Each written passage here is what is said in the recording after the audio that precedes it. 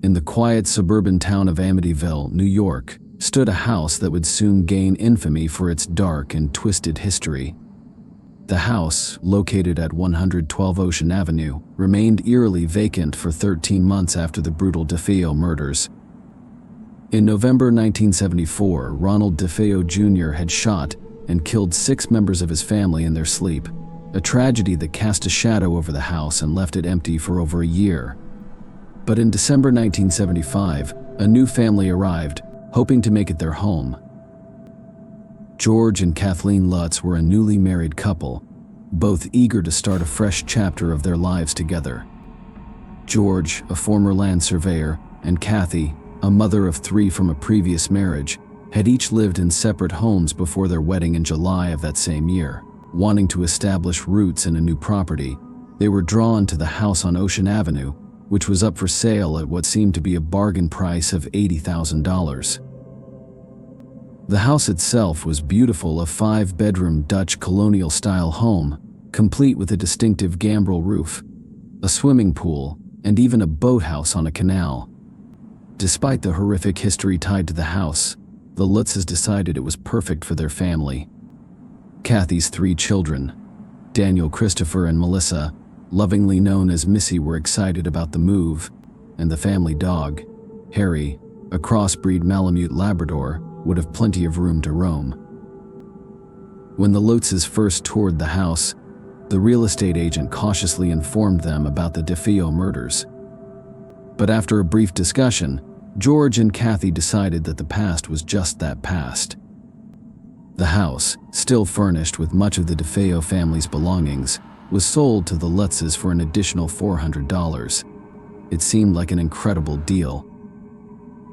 On December 18, 1975, the Lutz family officially moved in, eager to begin their new life in their dream home.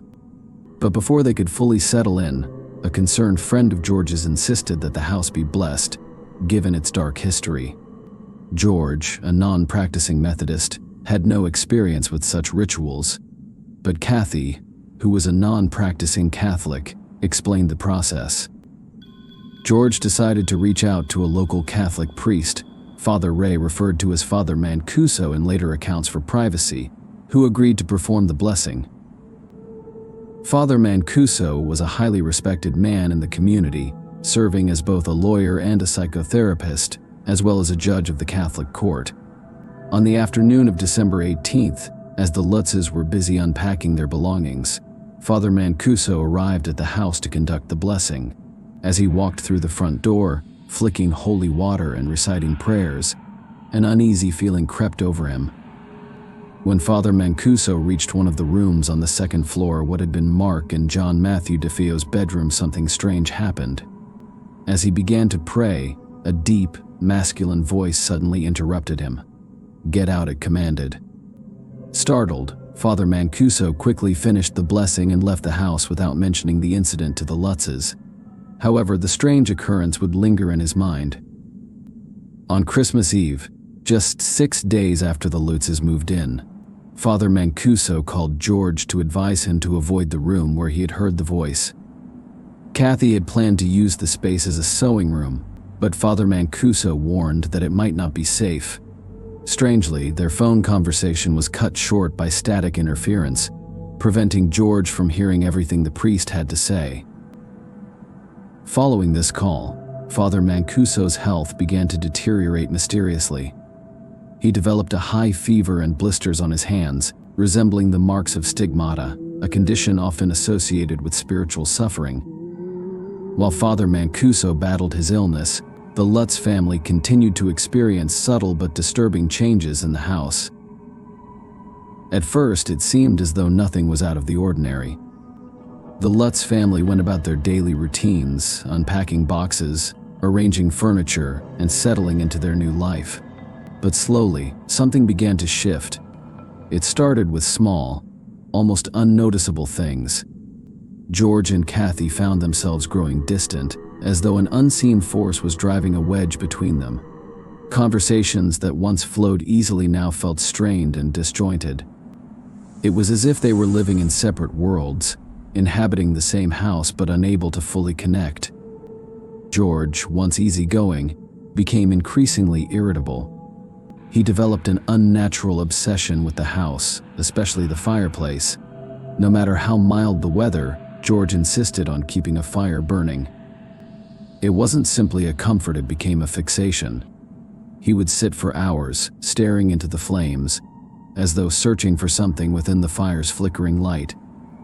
Kathy tried to talk to him, to pull him away from the hearth, but he was always distant, his eyes clouded with some dark, inexplicable focus. Meanwhile, Kathy began to experience strange sensations throughout the house. A persistent chill clung to certain rooms, especially on the second floor where the sewing room was located. She couldn't shake the feeling that something unseen was watching her, especially when she was alone. It was subtle at first, a prickling at the back of her neck, a fleeting shadow in her peripheral vision, but over time, the unease grew. But the most disturbing incidents occurred late at night, when the house seemed to come alive with malevolent energy. Doors would slam shut on their own with such force that the walls shook. Lights would flicker on and off, casting long, distorted shadows that danced along the walls. Cold spots appeared throughout the house, each one more biting than the last, leaving the family shivering in their wake. Unexplained banging noises echoed through the halls at all hours, as if something or someone was trying to break free from within the walls. One evening, as George sat by the fireplace, he heard a series of loud thuds coming from the basement.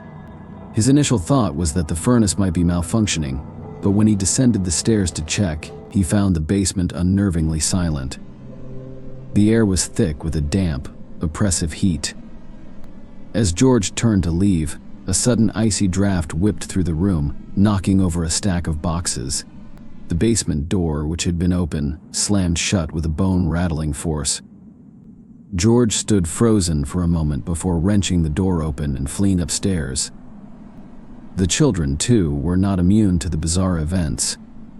Missy began speaking to an invisible friend she called Jody, a pig-like creature that could change shape and size at will. George's behavior grew more erratic, and he started waking up every night at 3:15 a.m., the exact time the DeFeo murders had taken place. Desperate to rid their home of whatever malevolent force seemed to be plaguing them, George and Kathy attempted to bless the house themselves. However, this only seemed to make matters worse. The final night in the house, sometime in mid-January 1976, would be the most terrifying of all. Though the Lutzes have always remained tight-lipped about the exact events of that night, they described the experience as too frightening to recount in full. Whatever transpired convinced them that they could no longer stay in the house. The very next day, the family packed up a few essential belongings and fled to Kathy's mother's house in nearby Deer Park, New York, leaving everything else behind. But even after they escaped, they claimed that the haunting followed them. At Kathy's mother's house, they allegedly witnessed a terrifying scene where greenish-black slime oozed up the staircase, threatening to engulf them. On January 14, 1976, less than a month after moving in, the Lutz family abandoned 112 Ocean Avenue for good. A moving company was sent to collect the rest of their possessions the following day, but the workers reported no unusual activity while inside the house. The ordeal left the Lutzes shaken and forever changed.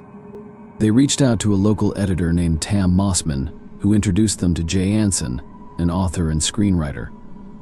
Although George and Kathy never worked directly with Anson, they provided him with about 45 hours of recorded recollections of their experiences. These tapes would become the foundation of Anson's book, The Amityville Horror, which was published in 1977.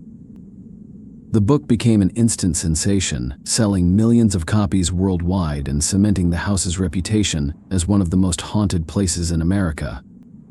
To this day, the events at 112 Ocean Avenue continue to spark debate. Whether a true haunting or an elaborate hoax, the story of the Amityville house remains one of the most chilling tales of modern-day horror.